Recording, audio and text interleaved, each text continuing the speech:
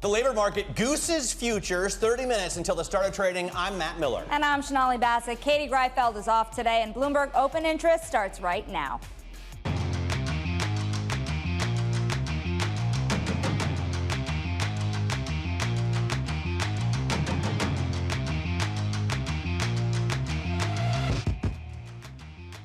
Coming up, U.S. jobless claims declined by the most in nearly a year, helping to ease fears about a more pronounced economic slowdown. But JPMorgan now sees a 35% chance the economy enters a recession this year. The firm also says 3/4 of the global carry trade has now been unwound. And plenty of news on the corporate front. Weight loss drug Zepbound boosts Eli Lilly's outlook, while Warner Brothers drops on a $9 billion impairment charge. Let's take a look at where the markets are trading. Right now you see futures higher. They had been lower until we got this initial jobless claims number. A little bit lighter than expected, and that's enough to send us off to the races on futures. Remember, yesterday we had a really a positive open, and we were trading in the green for most of the day until we turned lower at the end. The NASDAQ futures are up more than 1% right now, and the 10-year yield climbs along with the rest of the curve. I think the 2-year yield was up to almost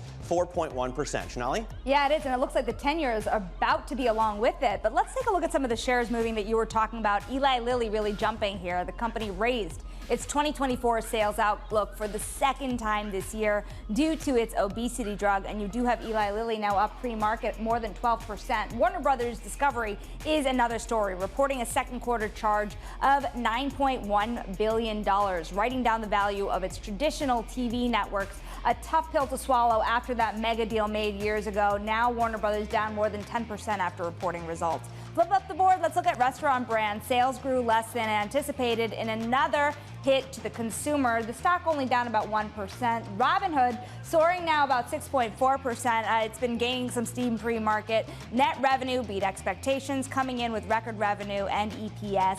Tune in to interviews with both of these CEOs. Robinhood's Vlad Tenev at 10:30 a.m., as well as the CEO of Restaurant Brands, Josh Kobza, at 10 a.m. Matt. Yeah, very much looking forward to those CEO interviews. Right now, let's talk about the economy. Initial jobless claims in the U.S. Fall, helping to ease fears of a more pronounced slowdown. Here with more on the data is Michael McKee, Bloomberg's chief international economics and policy correspondent. So, Mike, it looks a little bit better than expected, and this sort of balances out the fears that we got on Friday that the labor market is really starting to fall apart. I was trying to put this in a way that you would appreciate, and I was thinking it's a little bit like Deadpool and Wolverine. Every day we're going through a different time-varying universe in the I markets. like that reference more than he does. Every story is different, but you did see the numbers, and I'm sure you heard the sigh of relief on Wall Street at 8:30 Eastern time today. We got 233,000 initial jobless claims. And take a look at this chart. That is non-seasonally adjusted in the white and seasonally adjusted in the blue, and both of them are down, but you can see we have a seasonal factor at work in July, and it is starting now to fade out. Happens every July. And so did we take the previous numbers a little too seriously, and is this a sign that things are going to go back to the way they were earlier this year? We're going to have to wait and see, but it does seem that the fears of a labor market-led recession might be a bit overdone. We do have, as you mentioned earlier in the show, though, JPMorgan raising the odds of a 2024 recession to 35%, 45% in 2025 after all of these labor market and data disappointments that we had seen up until today. Remember, a couple days ago, Goldman Sachs raised their one-year recession odds to 25%. Interesting, though, yesterday, Goldman CEO David Solomon told us that he doesn't think we're going to see a recession. So a little bit of difference between him and the eco folks. I will, on that good note, leave you with one bad note. Now, this is at the end of July, going into this crazy month. These are the recession probably indicators from the Cleveland and New York Feds. They pretty much match up. But as you can see, they are much higher than every time we went into a recession before. So they're still seeing some issues out there in the economy, or at least they were when we went into August. But Don't know exactly what that means. Michael and McKee, thank you both for the recession odds here, as well as the Deadpool reference. I do thank you for that in particular. That is, and now joining us, Sinead Colton Grant of BNY Mellon Wealth Management. She is the CIO there. And you saw the odds. You saw the odds rising. Perhaps more concerning to me is that JPMorgan raising the 45% recession odd into next year. What would it take to get there, particularly when you're still seeing some of the stronger data come through? Well, look, Sonali, the claims numbers this morning, huge news for the market. I think when we're looking at where the risks are, most of this economy is really highly dependent on the consumer. So we're still seeing consumer strength, but where you could see some chinks coming in terms of the gaps, is the labor market, which is why we've seen so much focus, and particularly following the payrolls data on Friday.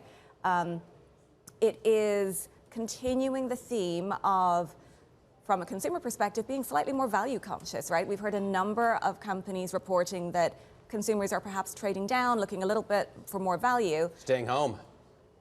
Perhaps staying home as well, yes, but also thinking about, what do I want to pay for streaming? What do I want to pay for a cup of coffee? And when you look at the price increases cumulatively since the end of 2019, a lot of products are up over 20%. So we tend to focus in markets on the year-over-year changes, but we've also got to take into account what's been happening since 2019. So look, our view is not that we see increased odds of a recession in 2024.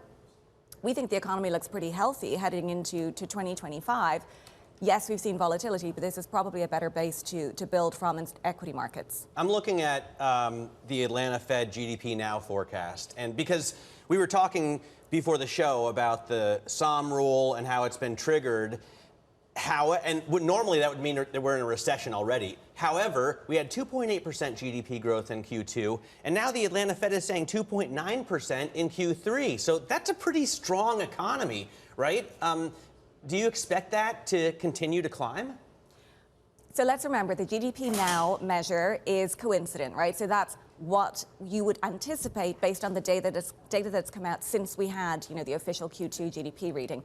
It's absolutely strong. Yeah. And that tallies with a lot of the other readings that we've been seeing where you've had strong retail sales. When you looked at retail sales, ex-autos, that was up 8-9% in the last reading. Even the employment report, we had a lot of focus on a 4.3% print on Friday, but that's still an incredibly low unemployment rate.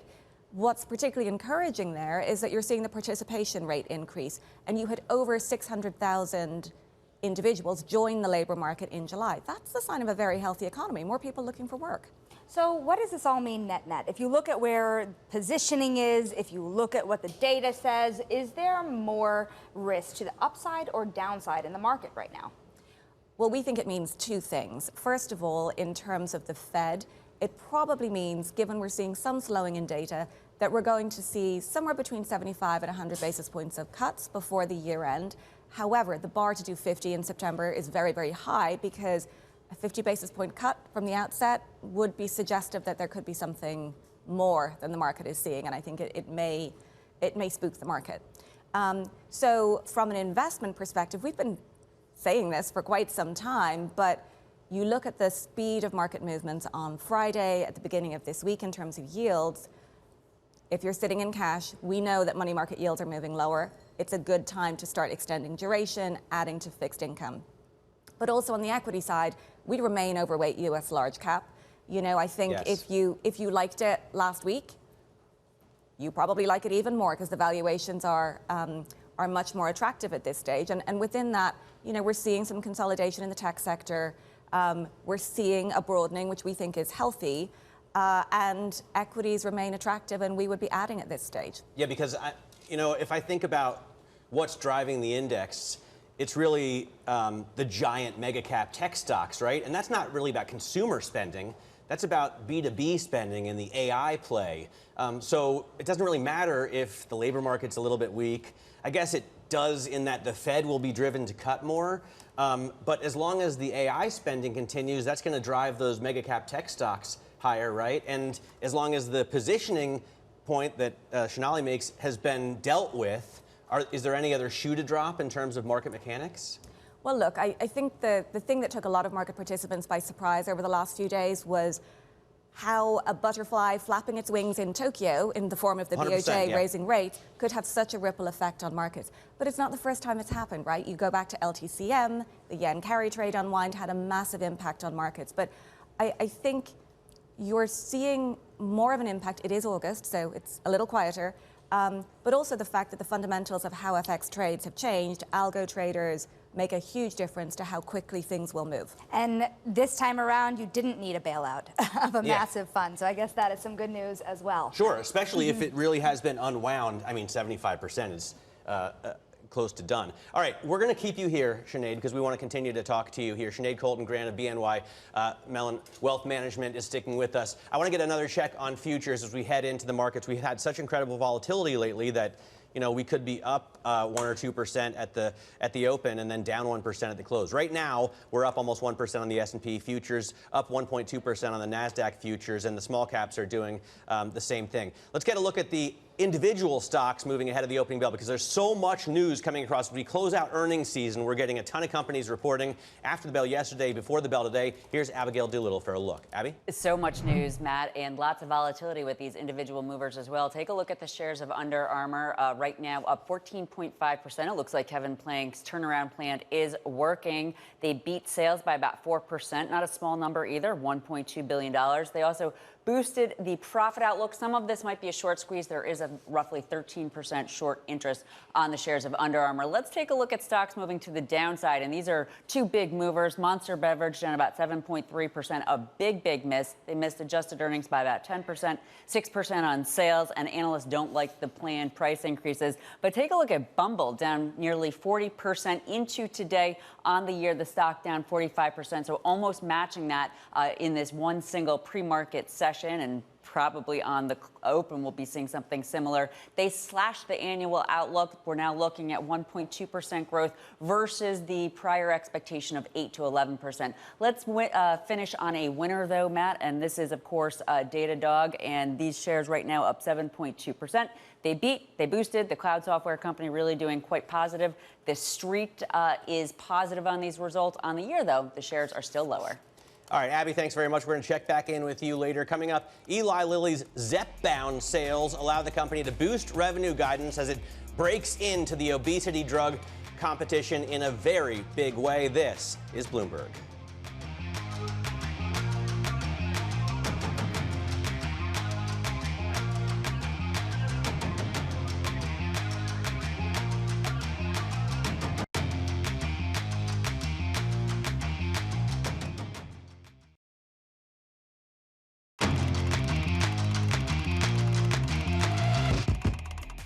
Let's get to high interest now. Look at what's making headlines around the world. Warren Buffett's 5 favorite Japanese trading houses just got a little bit cheaper. The billionaire investor saw nearly $7 billion wiped off the value of Berkshire Hathaway holdings in Monday's market rout. But with those losses narrowing, the Oracle of Omaha has a chance to pick up more stocks at a bargain if he chooses to tap into the record cash pile that he has amassed. If you liked him last week, you're going to love him this week.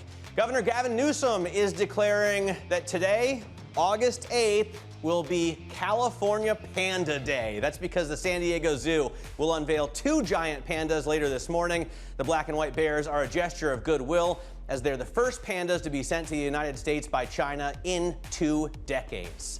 And Russia is declaring a state of emergency in its western region as Ukraine's military launched what appears to be its biggest incursion into Russian territory since the Kremlin's war began over 2 years ago. Sonali?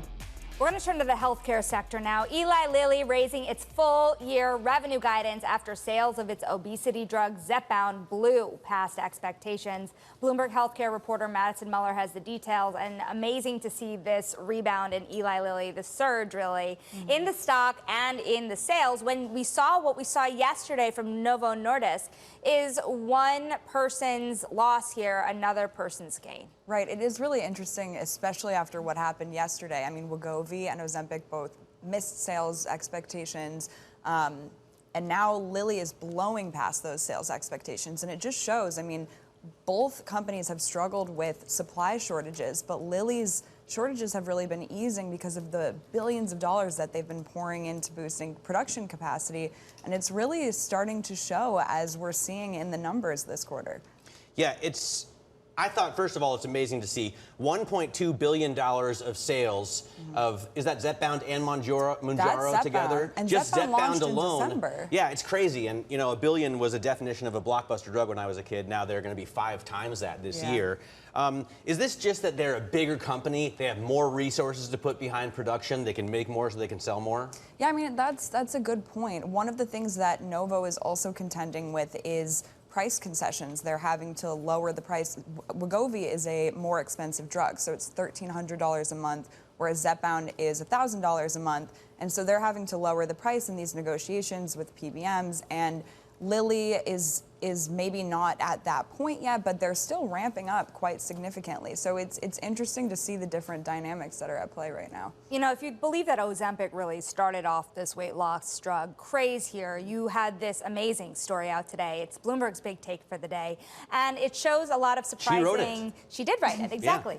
It shows some really astounding revelations on where this is being most used. Who is the classical customer here? Yeah, so I mean, we have heard that Hollywood and the Upper East Side of New York is kind of, at the beginning of this at least, where we were hearing about Ozempic, and we were hearing about it at the Oscars, and Jimmy Kimmel was making jokes. And what we found in our data is that actually places like Bowling Green, Kentucky, more rural area, it's Kentucky's 3rd largest city, but it's not, you know, on the coasts, and it's not the very wealthy people in Hollywood that are taking these drugs.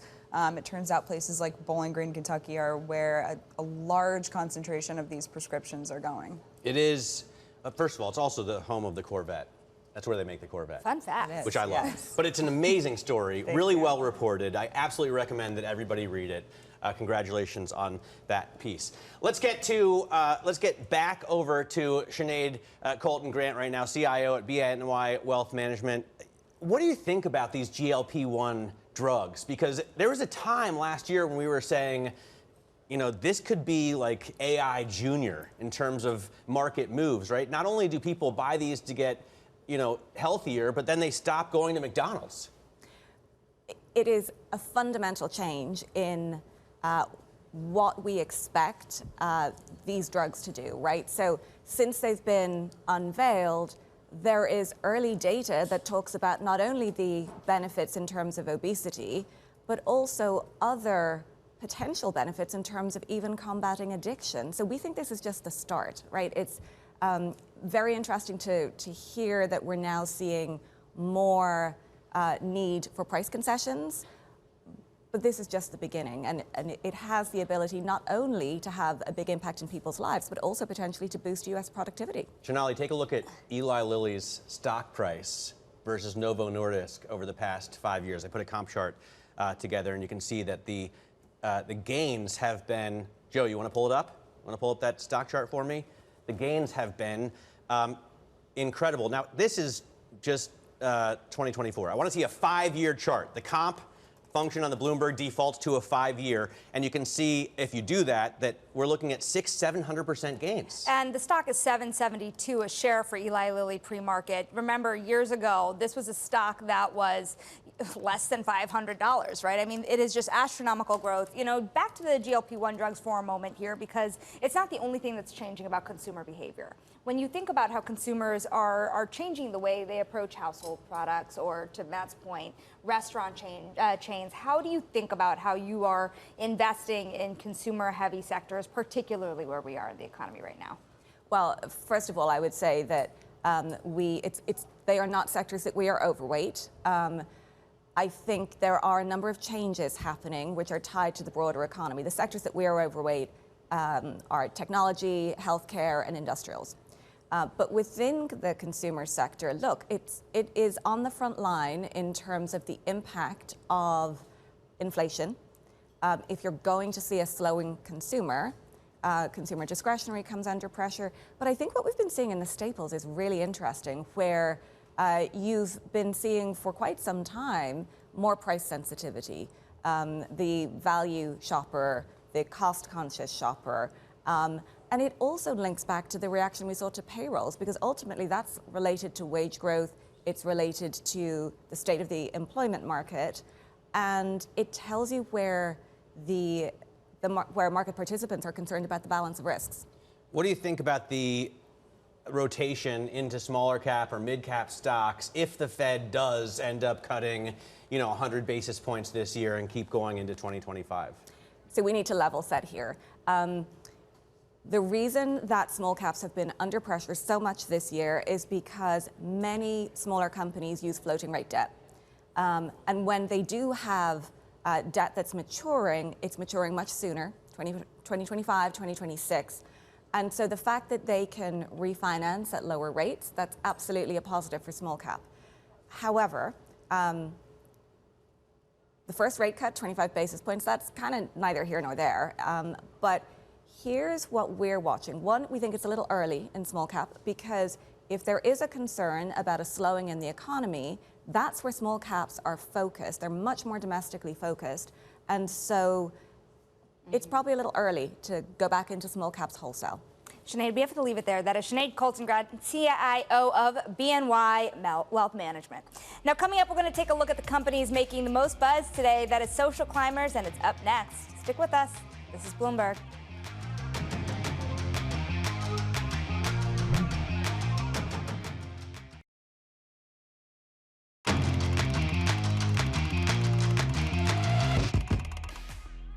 And it's time now for Social Climbers, the companies making waves this morning on social media. First up, the West Coast coffee chain Dutch Brothers needing a strong shot of caffeine today after reporting a tempered growth outlook. The company projected it would only open a maximum of 165 shops on the lower end of guidance. And next, the online dating app Bumble is heading into its biggest decline on record after slashing its annual revenue outlook. The report signaling that an overhaul of its flagship app has failed to reignite growth. The company's struggles is indicative of a broader challenge plaguing the U.S. online dating industry since the pandemic. People are out to play, I guess, these days. Finally, Monster Beverage is seeing revenue and drink volume slowing to its worst rate since 2020. The energy drink maker says its target blue-collar demographic is struggling with rising inflation and interest rates. Monster is also facing fierce competition from Red Bull, which has been taking its market share. You can follow all the latest company buzz on TREN Go on your Bloomberg terminal. Look at these Monster shares. It's pretty amazing to me, the business, which I feel like it started with Red Bull, the initial obsession with these highly caffeinated or taurinated drinks, but I can't drink them. I feel like I'm having a heart attack if I have one of these things. Yeah, people are drinking Celsius on the Goldman trading desk these days. They're trying to stay healthy, Matt. Stick with us for the market open. This is Bloomberg.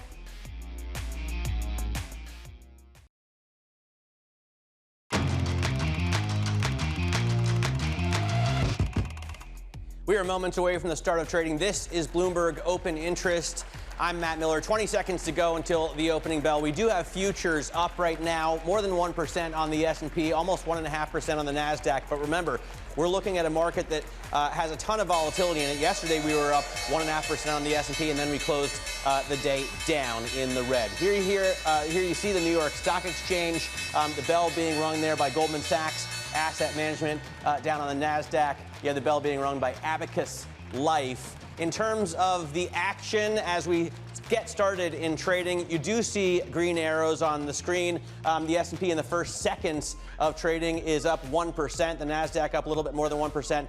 And the small caps, the mid caps are gaining as well, a little bit more than 1% there. We have seen bond sales today pushing rates up. And I know Sonali is very excited about the 2-year, which is about 4.05 as we speak. Sonali? I am excited about the 2-year, but let's get excited about some stocks to watch as well, because we're taking a look at Eli Lilly and Bumble. We're taking a look at Bumble just dropping more than 33%. Shares plunging after slashing its revenue outlook. And Eli Lilly, as we've been saying, jumping as the company raises its 2024 sales outlook for the second time this year, thanks to demand for its weight loss drug Zepbound. Eli Lilly up more than 13% at the open. Let's take a closer look with Bloomberg's Abigail Doolittle. Yeah, Sonali, this is the best day in a year for Eli Lilly. Really popping in this multi-day chart really gives context to the move. parabolically straight higher. What's amazing about this, up 32% year to date into this report, and out of the great financial crisis, basically a straight line higher. This stock up more than 3,400%. Really pretty incredible. But it had everything to do with this great quarter, massive adjusted earnings beat of 50%, $3.92. So that's not a small number relative to sales, a 13% beat. Let's take a look at revenue. In fact, the annual outlook, as Sonali, of course, was just talking about, boosting it for a second time. You can see this really beautiful increase moving in the right direction on not just Zepbound, but also Mounjaro, but mainly Zepbound for sure. In terms of healthcare and other sectors where we're seeing these types of beats, well, interestingly, healthcare is the best. We're seeing 57% of the companies that have reported so far in the healthcare sector beat. Then there's tech, energy on the bottom, staples, but still a very healthy 32%. I wonder, though, Matt, is that really strength for these companies? Clearly for Eli Lilly it is, or on the part of other companies, it could also be some strong management from the C-suite. Right. Well, we typically see, I know on the bottom line, companies beating by like 75 to 80%. So a lot of this is just about how you guide your analysts, Abigail, right? It's like how you play the game. Yeah, absolutely. And my first lesson in that was in 2000 when companies missed, and then finally management teams got much smarter in terms of, set the bar low, beat it, and then bring folks higher, and I think that's a lot of what we're seeing now for sure. Yeah, absolutely. Abigail Doolittle, thanks very much for that analysis. Joining us now to talk more about this, Sitara Sundar, global equity strategist at JPMorgan Private Bank. Thank you so much for joining us. What do you think about earnings season this far? I mean, it actually looks very good. Not just the surprises, because those can be massaged, right? But the actual growth is strong. I think we're looking at 11, 12% profit growth year over year, and we're almost done with the S&P 500. Definitely. First, thank you so much for having me. But that's exactly right. What we're seeing from an underlying growth perspective in earnings season so far is year-over-year growth of 12%. And we're seeing surprises above average. Now, what you're also seeing is a little bit more volatility and dispersion under the hood. And when you think about earnings season, and you also think about the macroeconomic environment right now, what that means to us is the focus on quality, focusing on companies that have strong free cash flows, low debt on the balance sheet. Those are the companies that you want to be focusing on. And this volatility actually has created a lot of dispersion where many of these higher quality companies are now trading at more reasonable valuations given the volatility we've seen not just over the past week, but really over the past several months. In a lot of ways, this volatility has been very welcome for what has been increasingly becoming a stock picker's market. But at the end of the day, over the next couple of months, what is going to steal the story? Is it the macro? Is it these positioning level kind of swings here that are sweeping up all of these names? Or is it the fundamentals? So I think that's a valid question, and it's one that we're all grappling with at this point in time right now. I think over the next couple of months, you will see volatility, whether it's positioning, whether it's macro, whether it's earnings. But at the end of the day, we are investing for the long term. We're guiding our clients to invest for the long term. So what that means is stock prices trade on fundamentals and earnings growth over the long run. So while we might see some volatility, at the end of the day, the underlying earnings growth of the entire stock market is strong. Indeed, actually, by the time we hit fall and we enter 3Q earnings season, less than 5% of the S&P 500 sectors are going to be experiencing earnings recessions versus 70% 2 years ago. So while the market seems to be focusing on whether or not the economy is going to enter a recession, the reality is that many sectors within the market have already experienced their recession. Yeah, of course. I mean, it seems so silly, right? What has changed? If the market narrative before last, let's say Wednesday, was these mega cap tech stocks are riding the AI wave and it's going to boost the S&P 500 6,000. So, okay, we get the Japanese carry trade being unwound. That's pretty much done. We get the economy slowing down on a weaker labor market. You knew that was going to happen. The Fed raised rates 550 basis points in a year, right? Now we're going to get the cuts that we expected as well, maybe a little bit more. So can't we still be bullish, especially since earnings are beating expectations? Yes, I think the bottom line, if you take anything away from this conversation, is yes, I think that even if there's volatility in the near term, we are constructive on equity markets moving forward for the fundamental reasons that I alluded to before. But selectivity is key. the biggest. Oh, please. I'm always being the bear to Matt's bull right now. But, you think about that 5% of the S&P 500 really facing that earnings recession into the third quarter. What is that 5% looking like? To the extent that investors have to avoid at least pockets of the market, where are the places to avoid? So I think the biggest thing at this point in time is we are advocating for clients to avoid the areas where a lot of the earnings growth has been driven by leverage. So anything that has a company with high debt on the balance sheet, that is an area where we're concerned about moving forward, because even as rates come down, the concern about what economic growth is going to mean and whether or not they're going to need to be dependent on capital markets for financing, that gives us concern. However, where is there opportunity? And that, I think, is what is so exciting. So we're seeing opportunity within pockets of tech. The biggest thing that I like to remind people is that the S&P 500 tech sector is up 14% so far this year. However, if you stripped out one company, NVIDIA, the tech sector is actually only up 2.5%. So we believe that there's an opportunity from a broadening perspective within the tech sector. And even outside of that, U.S. equity markets over the past year and a half, 60% of the returns that we've seen in the S&P 500 have been driven by these magnificent seven, these mega cap tech names.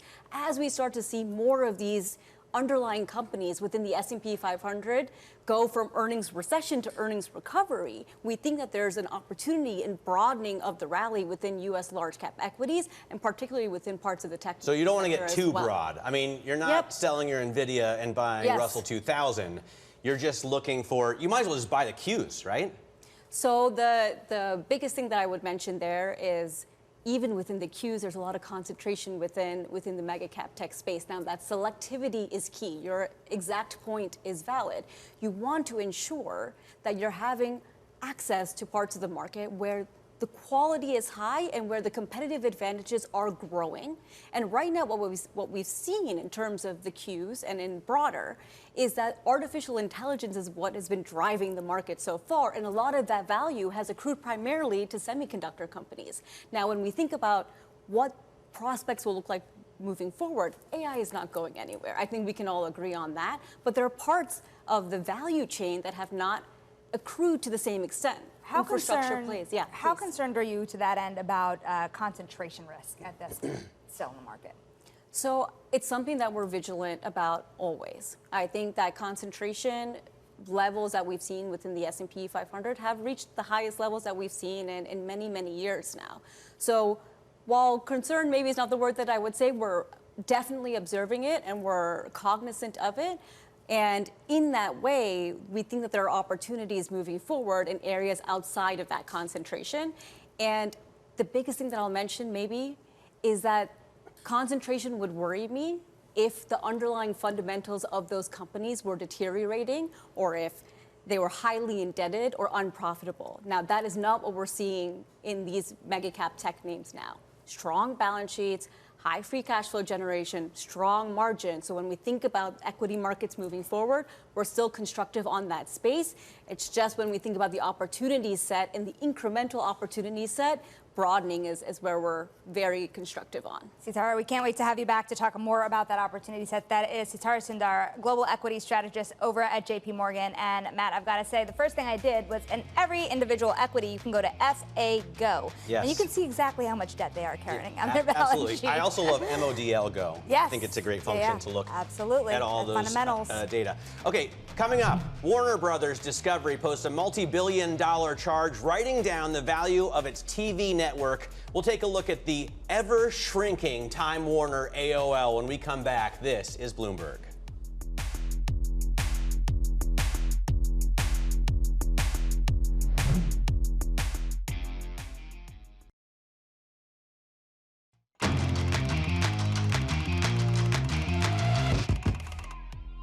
This is Bloomberg Open Interest. A quick check on stocks, of course, that floated right into green territory after the jobless claims data came in nice and promising. S&P 500 maintaining gains right now of more than 1%. The NASDAQ 100, same goes. Russell 2000 up more than 1.1%, Matt.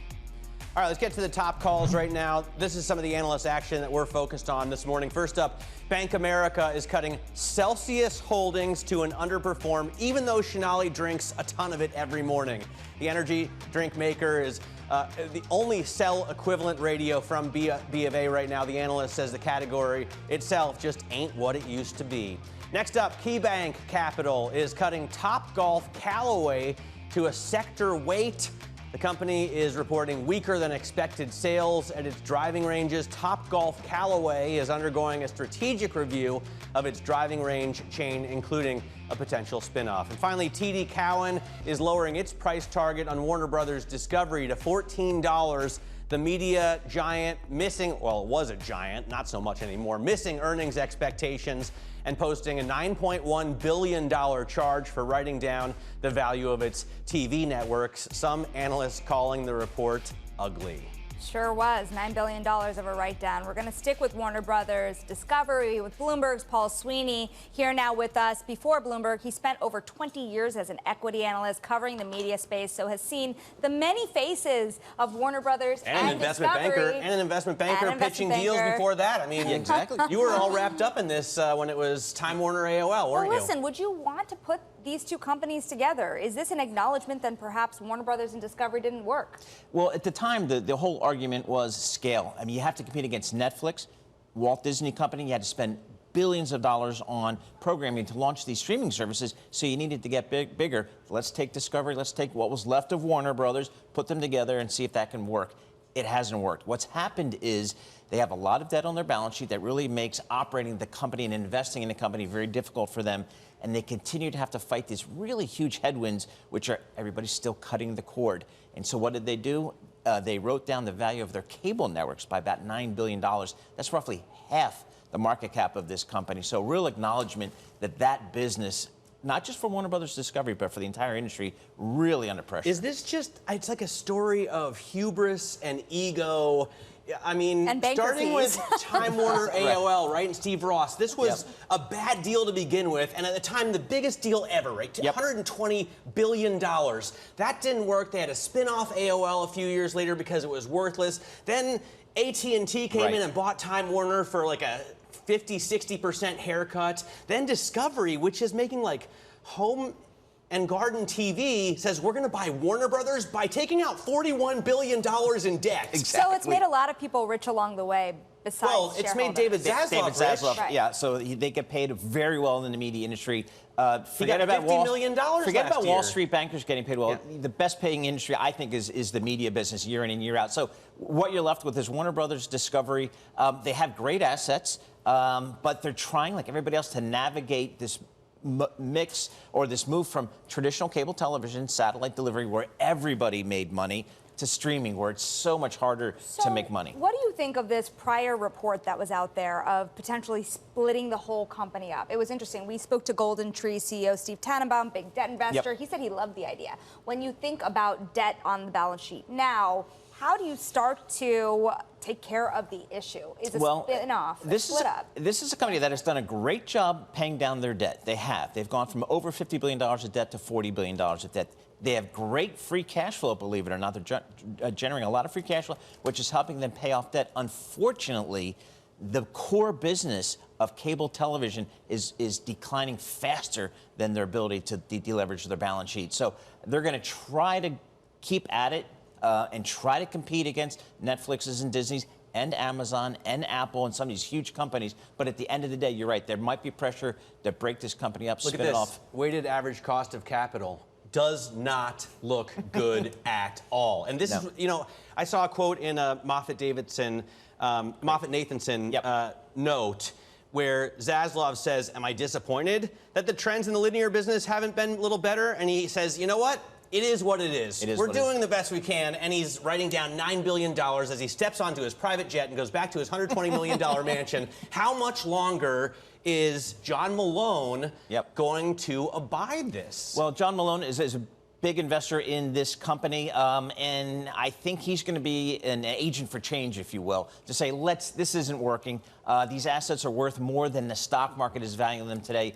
Let's think of a new ownership structure here. So whether that's splitting up the company, spinning off some businesses, Or maybe they just keep it together and try to just continue to pay off debt. I want to get your thoughts real quick, 30 seconds here, about this lawsuit against the NBA. How big of a deal is it to them to have lost that contract to a new age tech company? Zaslav said, at this point, we've handed it off to our lawyers. Yep, it's a big deal. The way you get higher rights for your cable networks from the Comcast of the world is to have really compelling program. And for Warner Brothers Discovery, some of that really compelling program was the NBA. They've now lost it. So now when you go to Comcast and say, I want you to pay more for my cable networks, they're saying, pay more for what? So it's a real problem. Paul, we thank you so much for being here. That is Paul Sweeney, co-host of Bloomberg Surveillance and Bloomberg Markets on Bloomberg Radio. Now coming up, billionaire Dmitry Balyazny is on a hiring spree, an expensive one at that, to fix his hedge fund's equities trading business. We're going to discuss that in our Wall Street Beat next. Stick with us. This is Bloomberg.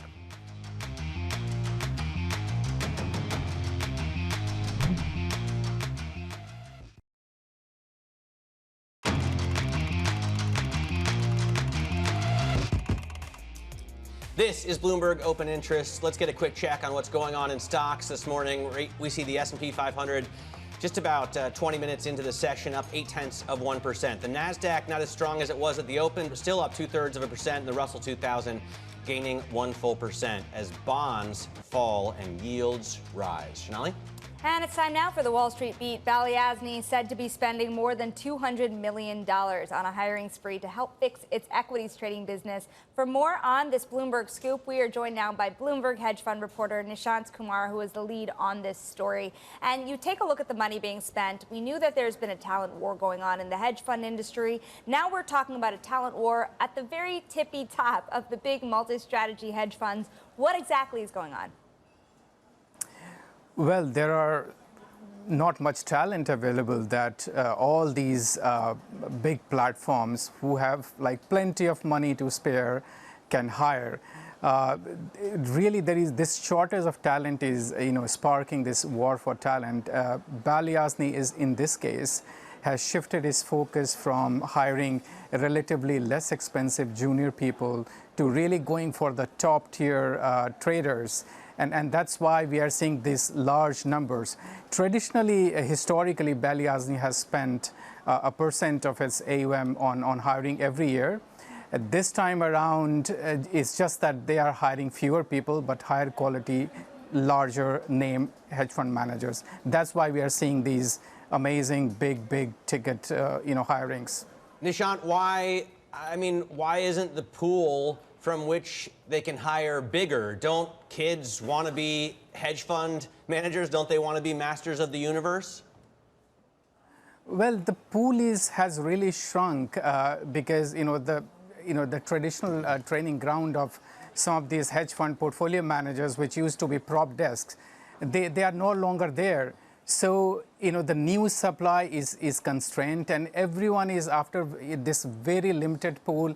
And it's a very specific kind of talent they are looking for. Anyone who can manage $1 billion, build their team, who have leadership quality, train their analysts to become a senior portfolio managers, and those who don't lose money often and can really meet the very tight risk limits that some of these hedge funds impose. That kind of talent is really not available in the market. It's interesting. Some of this talent is very young as well. I think about Justin LaBelle alone, for example, who is very senior over at Citadel, runs an equities business there, is barely 40 years old, right? And so you think about the talent entering the industry, the rush to get them on staff. Nishant, what does a trader go for these days? I mean, how much are top traders being paid? Well, I have written about someone getting more than $120 million in potential compensation. We have to understand that this is not like they walk in and sign up and get $120 million. This money is paid over a few years, and it's linked to, a vast majority of it is linked to how do they perform, how they build their team, what kind of P&L they generate in future. So it's very variable. Yes, the big headline number looks great, but it's linked to how they do at their new firm. All right, Nishant, thanks so much for joining us. Nishant Kumar there out of London. Time now for the trading diary, what you need to be watching for the rest of this week. The media earnings, is it Thursday? It is certainly Thursday. It's almost Friday. It's Sonali's Friday. The media earnings continue this afternoon with Paramount earnings, plus earnings from Expedia and Sweet Green with no S after the bell. We also hear from Richmond Fed President Tom Barkin this afternoon. Tomorrow we round out the week with the Baker Hughes rig count, but without Sonali. She won't be here. Carol Masser, my old partner, I will be in place. lakeside somewhere, but I will be rooting you on. You deserve it. Enjoy yourself. This is Bloomberg.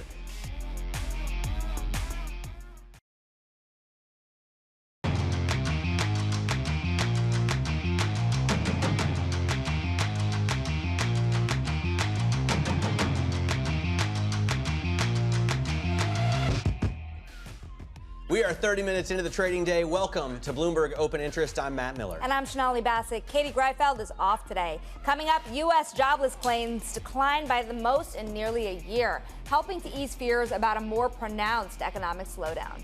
But JPMorgan now sees a 35% chance the economy enters a recession this year.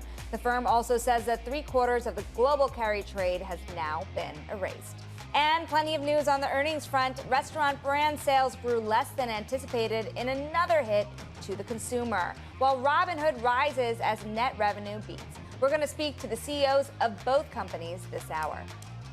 All right, let's get a check on what the markets are doing this morning after the turnaround to negative territory yesterday. We're seeing a renewed rally with the S&P 500 up 1.25%, the NASDAQ up 1.3%. This after initial jobless claims came in lighter than anticipated, so the labor market maybe doesn't look as dreary as it did on Friday. Plus, we got earnings out, and in general, earnings season has been pretty strong. So we're out of an earnings recession for the majority of the S&P 500. We're seeing the labor market soften at a slower pace, and the carry trade, Sonali, is getting unwound. It's getting unwound. Hopefully there's not too much more where that came from. And in effect, you see also yields rising, bonds selling off, not as much worry about steep interest rate cuts. You're past 404 on that 2-year. I know you're getting a kick out of me touching on that today, but we're looking at the short term as well as the long term today. We're going to get a check on these markets now. Some insight with Emily Roland, John Hancock, Investment Management Co-Chief Investment Strategist, who says we may see a recession soon. She joins us now. When you think about recession odds, any worries about what weaknesses you're seeing through this economy, where are you the most concerned still?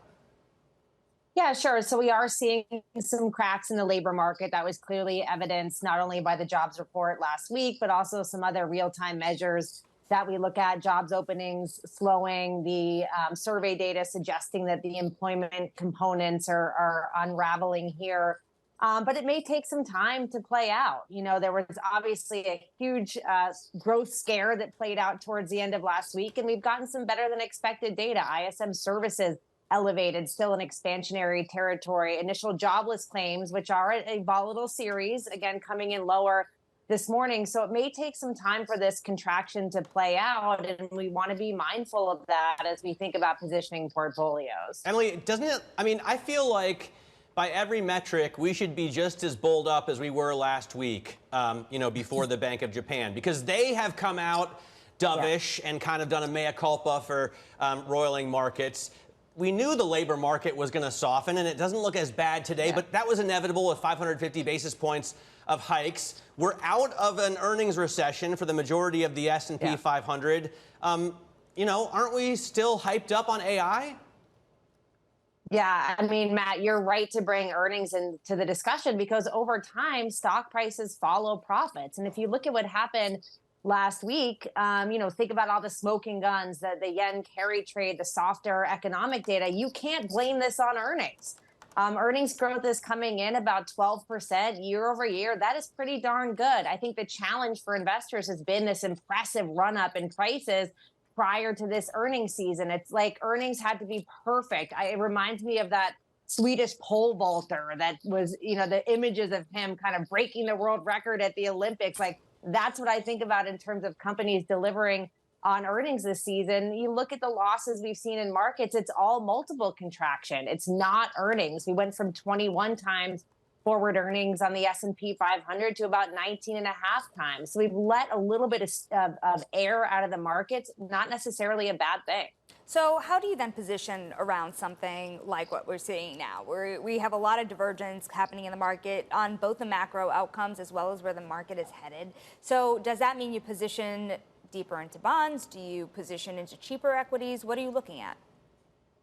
We have had a modest overweight to bonds here. The idea being that they're mispriced for a slowing economic growth backdrop. But certainly, we're more mispriced at the beginning of last week, but you're looking at about a 4.5% yield on the aggregate bond index. You can lock that yield in for years and develop an income stream for clients at those elevated rates. We would be looking to do that. We would be underweighting credit within fixed income. You look at high yield bond spreads, we're well below 400 basis points here. The 20-year average is 500 basis points. I think you could see some more deterioration in spreads, especially as the economic data decelerates. We don't think high yield bonds are priced for a contraction. And then we would be looking to higher quality stocks. We are using the moniker quality at a reasonable price. We want to own companies with great balance sheets, tons of cash, low interest burdens, and an ability to maintain profit margins. You look at an environment where revenue growth is slowing, which naturally happens as the economy slows,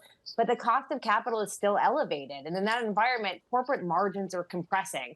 So the relative winners are the ones that are going to be able to defend those margins. We're finding that a lot in the mega cap tech names. A lot of them are pretty expensive, though. So we also want to look at ways to diversify by finding quality on the value side as well. Do you, in your role, Emily, do you sit around imagining what tail risks could pop up? Because I hadn't really thought about the carry trade and the Bank of Japan, causing these global ripples until really Wednesday of last week. Yeah. All of a sudden, it's like everything I care about for the last 48 hours, 72 hours. Is there some other shoe to drop? Yeah, of course, we're always thinking about that. And there's some key risks. We've been watching China, for example, for the last couple of years in terms of the deterioration we've seen in their property sector and other risks in China. The kind of other side to that, though, is the ability of policymakers to come in and stimulate. So we've seen that over and over again in China. The risk to being underweight there is those stimulus efforts. And we see it in the United States as well. We have increased the size of the deficit to the tune of almost 7% of GDP. We continue to spend here, which is pretty unusual because normally you increase the size of the deficit on a counter-cyclical basis, meaning to get us out of a recession. And right now we're doing it with inflation still elevated and the labor market still, pretty tight. Again, very, very unusual under historical standards. So that's given the ability to extend the economic cycle a lot longer than we thought. So some of those risks are being kind of counterbalanced by the ability of policymakers to deploy stimulus when times get tough. I'm wondering about the most mispriced opportunities. Matt has been making fun of me all morning, but the fact that the 10-year yield making fun. You like to poke a little fun. I mean, the fact that the 4-year yield is about to hit 4% again. The 2-year yield. Yeah. The 10-year yield. 10-year also now. Yeah. I mean, this week, it sounds like we're dreaming a little bit here because you saw this massive, really bid into the bond market earlier this week. If you bought on Monday, you are in the red today. I mean, a few days doesn't make a trend, but where are people not really baking in pricing here and just moving on, let's say, emotion at this point? Oh, it's so emotional. And when we saw the 2-year, for example, falling to 370-ish, that to us felt like a move that was overdone. We looked to the 10-year Treasury yield as having the better opportunity here. We like duration, back up in bond yields here opportunistically for bonds. The total return potential is there. And in fact, you could get really outsized returns owning bonds over the next 12 months. You could get a year's worth of bonds returns in a very short amount of time. Again, as we contend with this economic contraction that's likely to see bond yields fall. All right, Emily, thanks so much for joining us. Emily Roland there, of John Hancock Investment Management, talking to us about these markets and the volatility. We are watching the 10-year yield closely. No, you've been talking about this all week, and I'm watching, well, I guess you've been talking about this the last couple of days, and I'm watching these yields rise as well. It's interesting as we get a little bit better news on the labor market, then the Fed may not have to cut so deeply, and then you could buy your bonds later instead of holding on super tight the ones you have now. So you might as well let those go and the yield rises. You know, you do have still WIRP go. You have more than 100 basis points of rate cuts, really still priced in through the end of the week, though that pricing has come down quite meaningfully in the last couple of days. Matt. Let's get a check at what's going on in terms of the individual stock stories right now after all the earnings that we had last night and this morning. Let's go over to Abigail Doolittle. Abby, what are you looking at? Lots of big movers indeed, Matt. Let's start off with the shares of Under Armour, popping the most, soaring, I should say, the most since October of 2018. This as Kevin Plank's turnaround plan, restructuring, really helping out investors liking it. There is a big short interest on this stock, though, about 13%. So this could be a piece of the squeeze. Nonetheless, they put up a good quarter. Their North American sales better than feared, and they beat sales by 4%. Eli Lilly is another big winner on the day. They beat earnings in a massive way. Adjusted earnings, I believe the beat was around by 50%. A big sales beat as well. They raised their outlook for a second time for sales, having everything to do with Zepbound and Mounjaro. Investors clearly liking it, up 9% into this, up 32% on the year. And then finally, not related to earnings, we do have the shares of Meta higher, up 2.5%. This after they raised $10.5 billion. It's the company's largest high-grade debt sale ever. Investors like this, Matt. All right, very interesting stuff. We watch high-grade corporate spreads, and as Emily was pointing out, they're just really not that wide. Abigail Doolittle, thanks very much for that. Coming up, another sign of consumer weakness hits the parent company of Burger King and Popeye's Chicken. Josh Kobza, the CEO of Restaurant Brands International, joins us next. This is Bloomberg.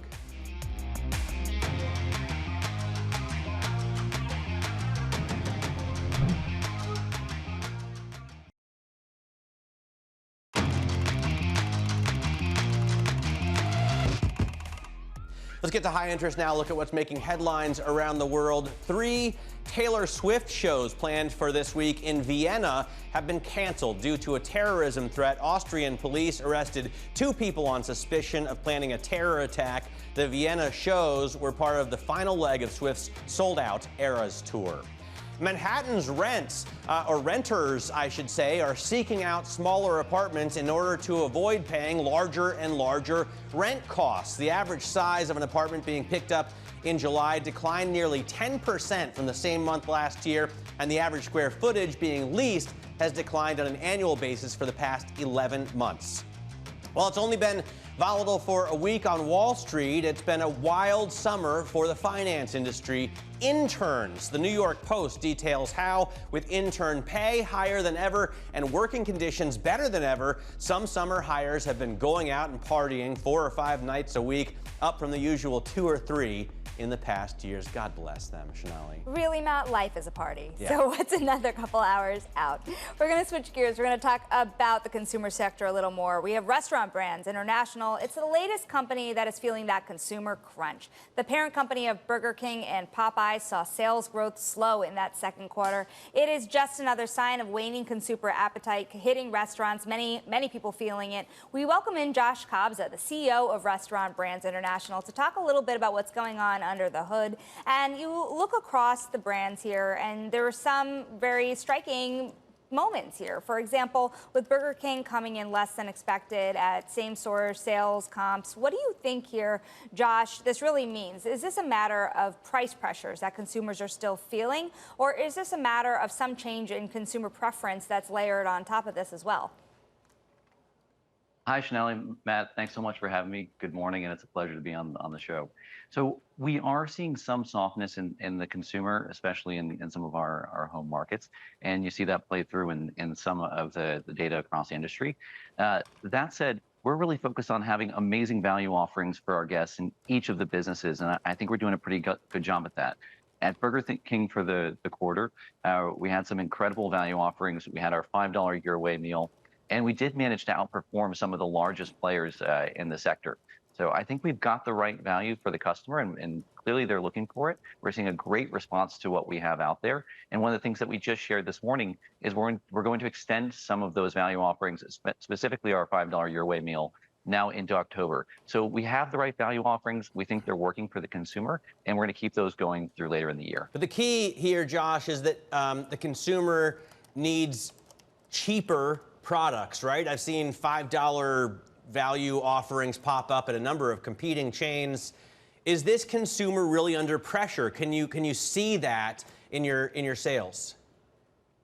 So I think what the consumer wants is they want all the basics of the industry. They want the quality products, great service, and convenient modern locations at a good value. And what we always have to keep our eyes on is doing all those things together. So we're focusing on having the fundamentals right, and in this environment, making sure that we have the right value offerings. And we are seeing a reaction to those value offerings. So some of the things we've had out there, like the $5 Whopper Junior Duos or our $5 Your Way meal, they're getting a lot of traction for customers. So we do see that guests are looking for things that they can do to get great value out of our sector. They're reacting to what we have out there, and we feel like we have the right offerings out there for them right now. I understand, that you're doing a good job of giving the consumer what she or he wants. But what I'm asking you is, from your vantage point as the CEO of these brands that are so widely accessed by the consumer, how does the consumer's financial health look to you? So we do see some pressure on consumers' overall financials. I think there are some things that are putting pressure. So there are some things that are going up in their budget. Things like rents or insurance payments are putting some pressure, and that's causing consumers to be more choiceful. And so how we see that is we see consumers are choosing some of those value offerings, and in some cases, they're attaching less sides. So those are the behaviors that we see. We think that environment's likely to continue through the rest of the year. And across each of our businesses, we're trying to make sure that we have the right value offerings that cater to the customer in that environment.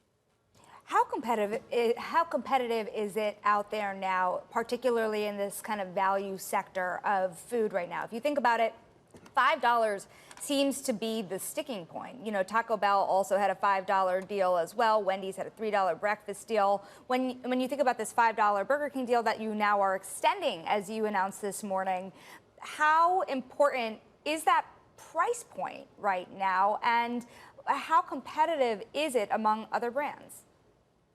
So I do think that $5 price point is relevant to the consumers, and we see that in the reaction that we're getting to it. And now you're seeing more of our competitors bring that price point as well. In fact, we've had great offerings at the $5 price point for a long time now. And you've seen more of our competitors getting to the game. Some of the other big competitors launched $5 meals recently. What's really interesting that we're seeing is that we think that might actually be helpful to the sector overall.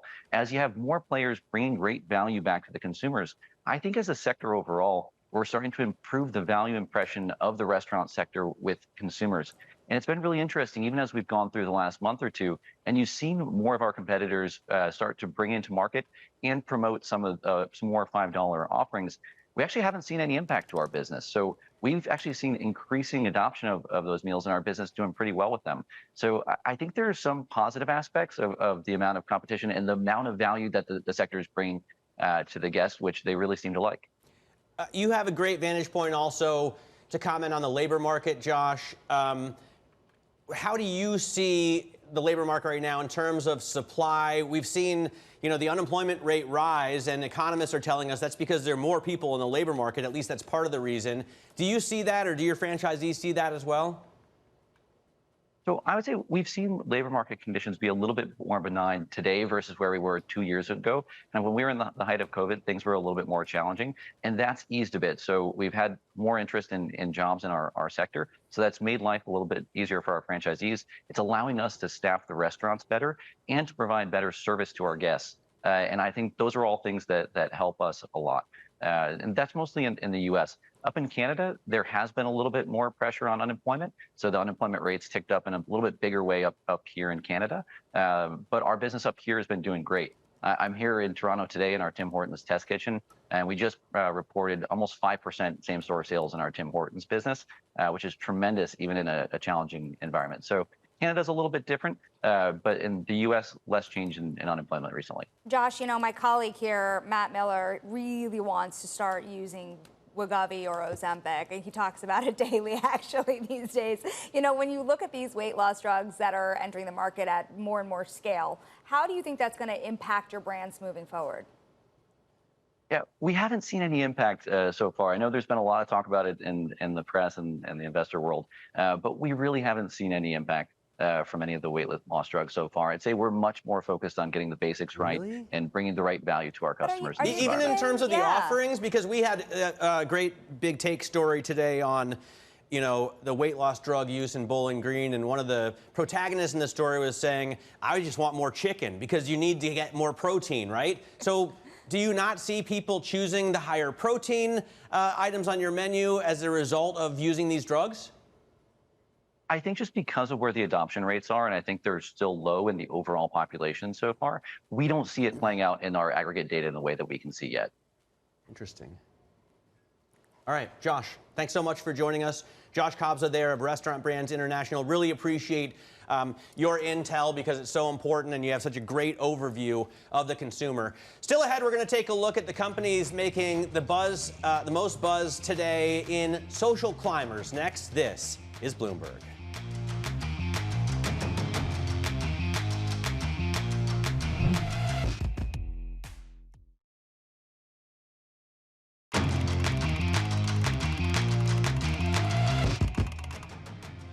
Retail trading darling Robinhood extending its growth into the second quarter despite a drop-off in crypto activity, and the company reporting $5 billion in net new deposits as it expands its product pipeline. We are joined by Robinhood co-founder and CEO Vlad Tenev. And fascinating, Vlad, want to talk to you actually about the quarter in just a minute, but I would actually love to talk to you about what happened after the quarter, because you saw August hit and all of a sudden a manic Monday, and a lot of questions out there about how the retail trader in particular has behaved. What do your volumes look like for August and in Monday in particular? Thanks for having me, Sonali and Matt. August has been very strong. We shared in the earnings call that July volumes were about 20% higher than what we reported across June. August has continued very much the same. $1 billion in net deposits in the first week. About $500 million of that came this Monday.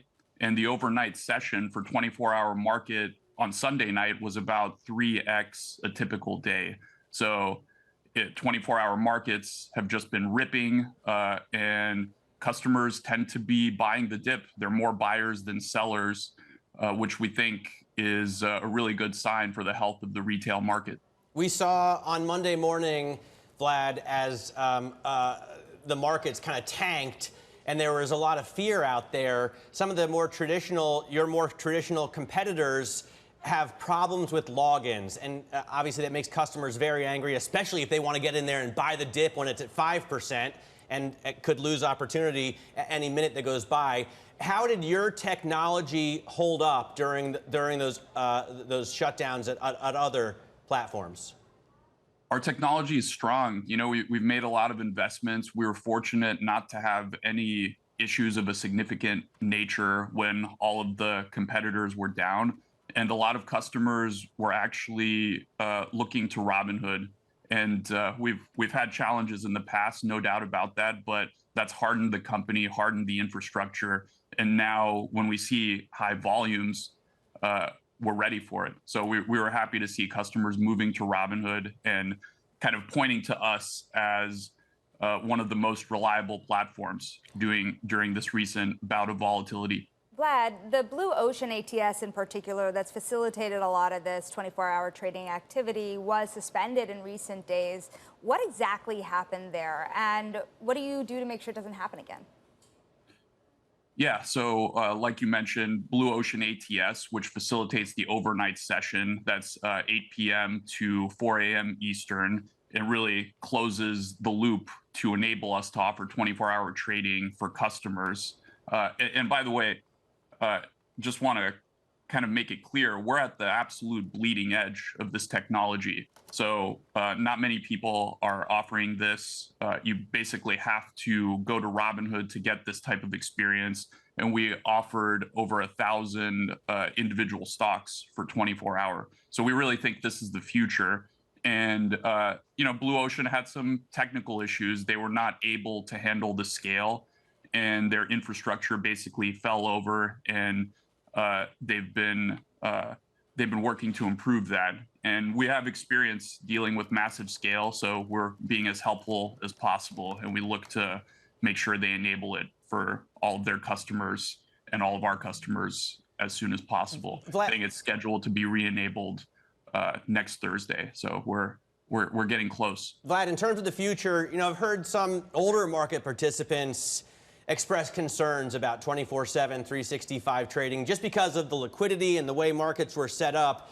Do you think that changes? Do we move to a model where clients can trade across assets anytime?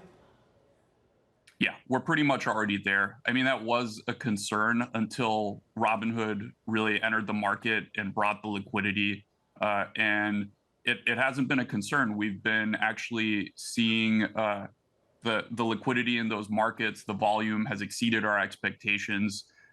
We announced in the earnings call that volume in the overnight session has approached 30 billion, which you're starting to get into significant volumes. And as the U.S. markets become more and more global, and you're starting to see the APAC countries plug in to access U.S. capital markets, I think this is going to become more and more important. So absolutely, it's the future, and we're proud to be at the bleeding edge of that. Vlad, it's interesting. This morning, your stock was really on a tear. It's kind of moderated a little bit, down a little bit as we speak. Investors are looking to understand how to feel about your stock. And one of the big stories is diversification. You had a record number of cash sweep balances, for example. Robinhood Gold members get a very competitive rate on those balances, 5%. As interest rates drop, what kind of rate are you planning on giving investors for a product like that in order to stay competitive? And how far can it go? At the end of the day, it does cost you something to be giving out 5%. Yeah, the general principle that we operate by is being a technology company is a core competitive advantage, and that allows us to offer low costs and operate the business, giving more value to customers. I mean, if you look at what Robinhood's done, one of the big innovations is we're the first digital brokerage. Our competitors have physical stores that they staff with people, and in order for them to expand, they rely on that footprint. And so if we think about what our advantages are as a technology company making investments, largely fixed cost base, we can offer lower cost to customers, pass more savings back to them, and that results in these awesome rates. And we've seen that resonating with customers. Net deposits, as you mentioned, were a record at over 13 billion. We're continuing to see that.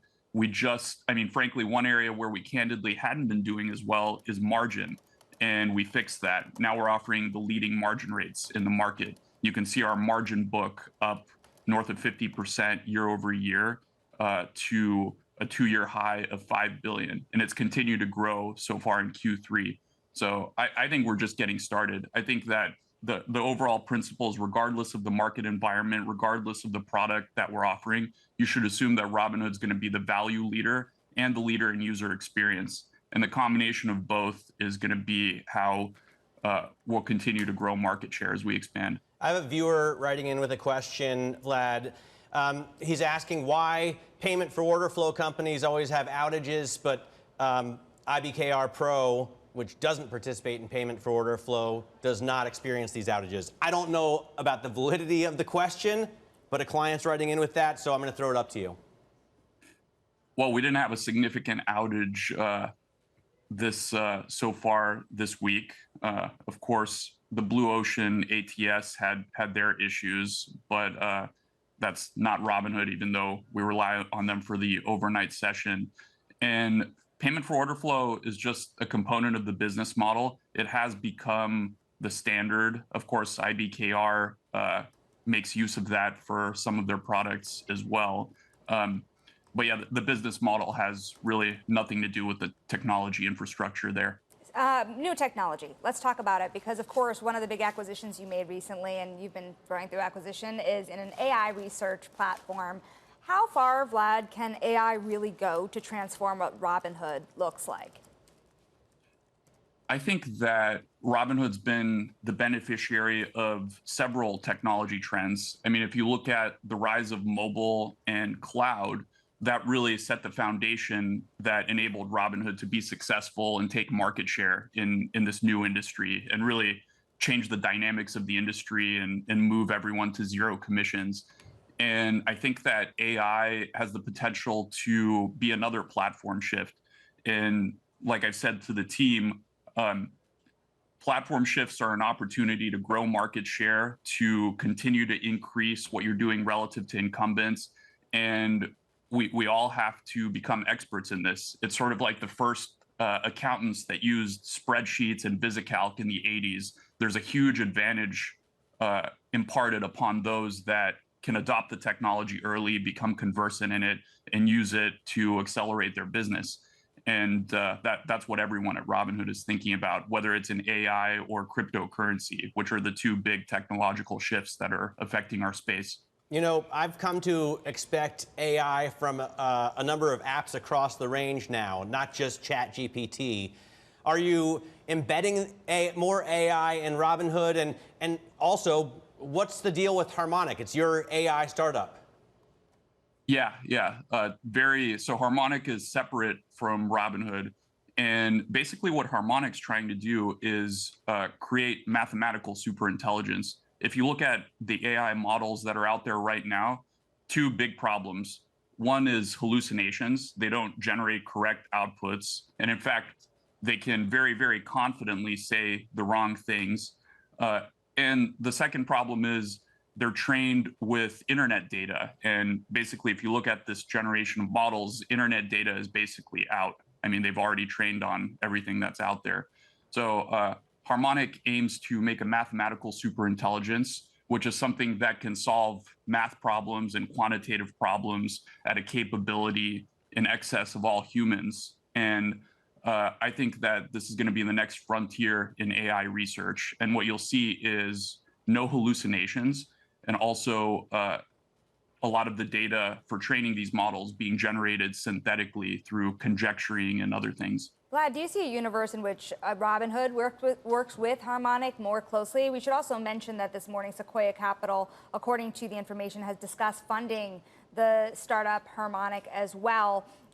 What's the future? Can Robinhood be working with Harmonic? I think it's a little bit too early for that. I mean, it's very much an applied research lab. They're working on solving mathematical problems. And I think over time, the applications of that are to many things. I mean, if you think about what AI can do and what superintelligence, which is kind of the next level of AI, can do, the possibilities are profound. I mean, we can change the way that software is written, make sure that software that's written is verifiably correct. You see all these cybersecurity incidents that are generated by very intricate, small software bugs and glitches. A lot of that happens in the cryptocurrency space. So I do think there's applications across financial services and the broad set of domains that involve technology. Vlad, also wanting to ask you about this Wells notice from the SEC that Robinhood has disclosed regarding crypto activities. How is Robinhood planning to respond, and what exactly is it that they're concerned about most? Sure. Yeah. I mean, this landed right around the last earnings call. And basically, we have formulated a response. We've spent a lot of time making sure that that the response is as high quality as possible. And we've submitted that. So no updates to share. But of course, as we have them, we'll share them with the broader community. Vlad, we appreciate your time. That is Robinhood co-founder and CEO Vlad Tenev, of course, on the heels of record earnings, really. Let's get a check on these markets before we go to break here, because, of course, we've seen that S&P 500 still gaining some steam, 1.8% higher on the day. The NASDAQ 100 really up more than 2.3%. As you point out, Matt, you never know what's going to happen in a day. These days have been very, very volatile, but at least as long as we've been sitting here, we've been seeing those gains quicken. Yeah, absolutely. Although that was the story yesterday as well, and then we closed down 0.8%. What does that say about us? On the S&P. We should stay on air to keep the bulls. No, hopefully that's not the case. Yeah, we're seeing really interesting volatility here. And if you look at the weekly performance of the S&P, this could be the 4th week in a row that we have a loss. 4% on the 10-year. This is Bloomberg.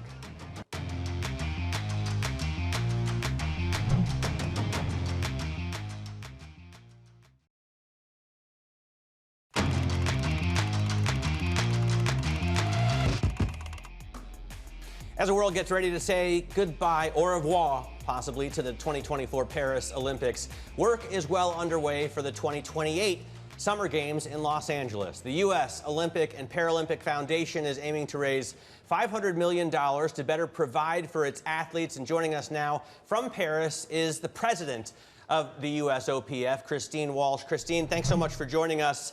I think it's a fascinating foundation, and I don't think everyone understands how our Olympic athletes support themselves. You know, I would hope that Simone Biles is getting some deals, but before, these athletes go professional, they need to be just working, eating, and sleeping. So tell us a little bit about what you do. Thanks for having me on.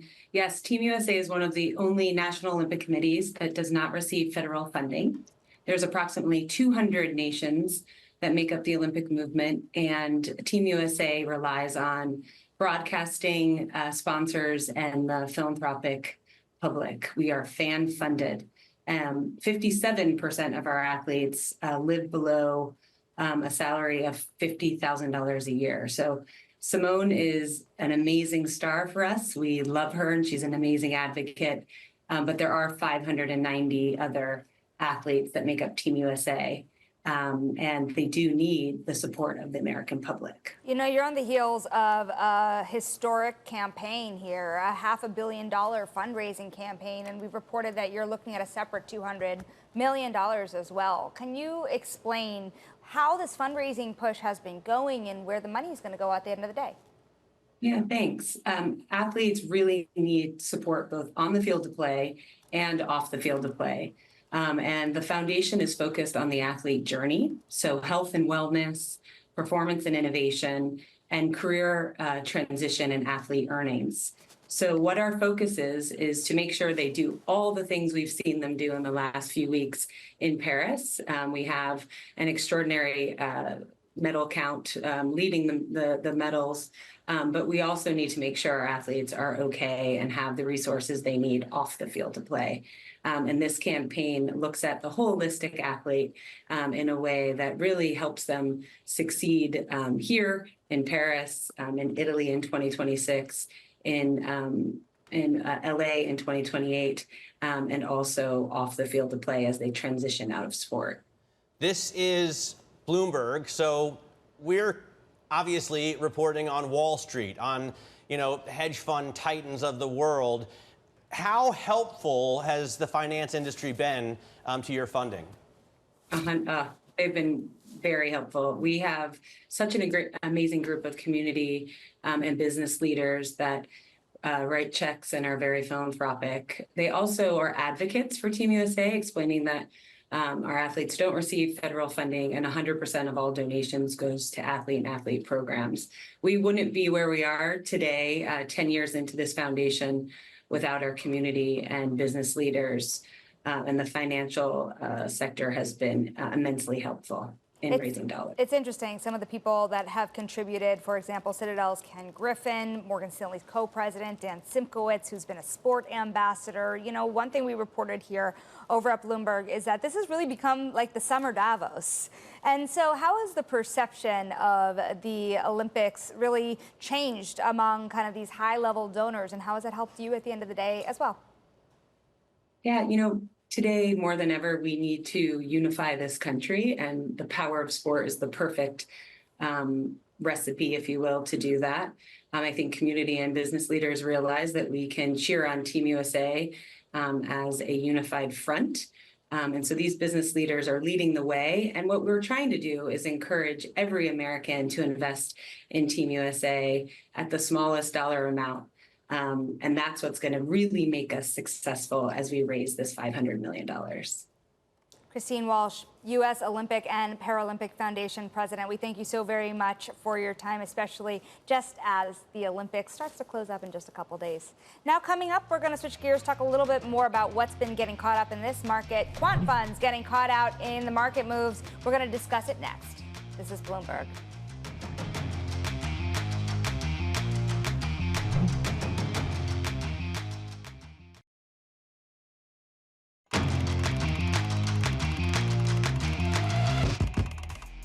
Quant funds that chase the hottest trades on Wall Street were getting thrashed around as the momentum bets backfire all at once. And for more, we're joined by Bloomberg cross-asset reporter Denitsa Tsekova, who's been reporting on this. It's interesting because on one hand, you want to blame the quants.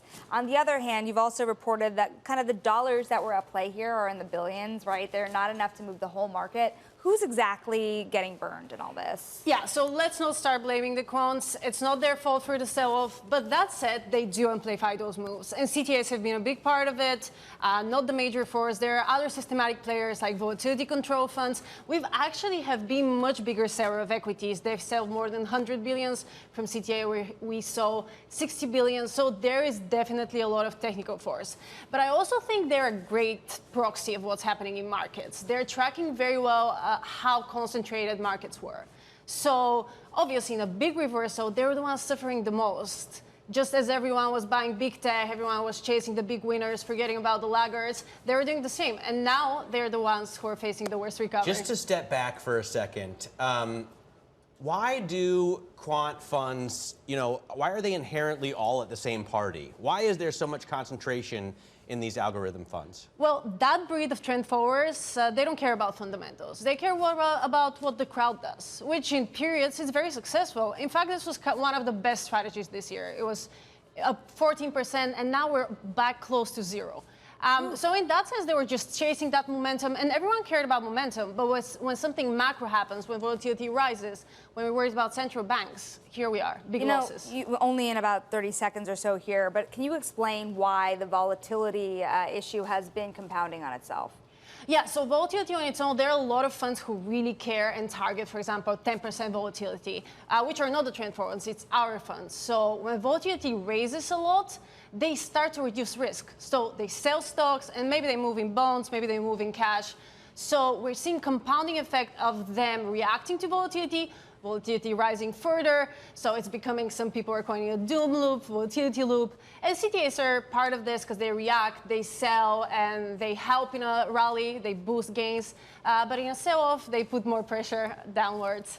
Denitsa, thanks so much for joining us. Denitsa Tsekova talking to us about the quant funds. Let's get your trading diary, what you need to be watching for the rest of the week, which is only one more day.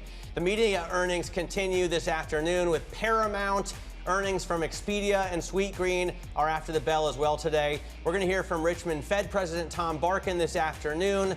And then tomorrow, we round out the week with the Baker Hughes rig count. Is that all? It is all, but tomorrow on Open Interest, you have some CEOs. Car Guru CEO Jason Trevisan and Potbelly CEO Bob Wright. More on sandwiches, not burgers this time. Stick with us through tomorrow. This is Bloomberg.